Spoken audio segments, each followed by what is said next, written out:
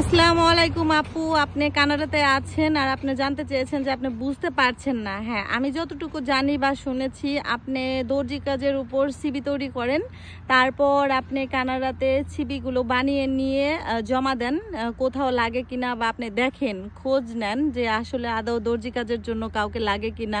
এখানে অনেক জায়গায় আছে দর্জি কাজের জন্য নিয়ে থাকে, আপনি এটা খোঁজ রাখতে হবে, ঠিক আছে? আর আপনি যদি খুবই সুন্দর প্রফেশনালি ভাবে খুব পারফেক্ট সুন্দরভাবে করতে পারেন, আপনার একটা ইন্টারভিউ নিবে এবং কি সিবিটা আগে তো জমা দিতে হবে। আর অবশ্যই এখানে সিবি জমা দিতে হয়। আপনি দর্জি কাজ পারেন সেটাও সিবির মধ্যে রাখেন যে আপনার এইটার মধ্যে যোগ্যতা আছে।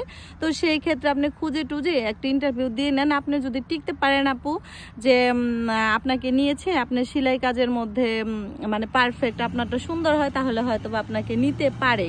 তো আমি এতটা শিওর না, কিন্তু ইন্টারভিউ দিতে হয়। কানাডাতে তো সব চাকরিতে ইন্টারভিউ দিয়ে তারপর পাশ করার পরে নেয় আপু। তো অবশ্যই আপনি যতটুকু বললাম আপনি এভাবে করে চালিয়ে দেখেন, ইনশাল্লাহ হয়তো বা আপনার হয়ে যেতে পারে। আর আশা করি আপনি অনেক দূরে এগিয়ে যান আর দর্জি কাজ করে টাকা ইনকাম করেন আপু। তো উত্তরটা পেয়ে গিয়েছেন আপু। আল্লাহ হাফিজ।